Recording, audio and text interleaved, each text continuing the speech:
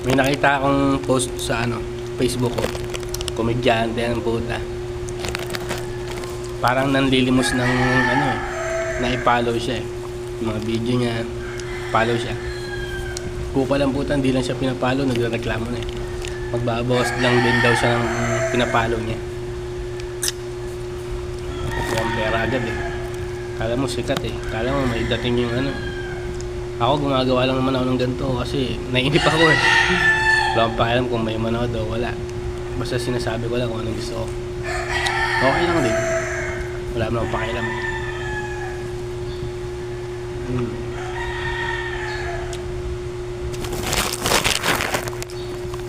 Gusta't buhay. Okay na yan. Huwag kang inggitero, hype ka. Pasalamat ka nga, nakapalo pa ako sa'yo. Nakikita ko yung mga post mo, hype ka. Kahit ayoko nang...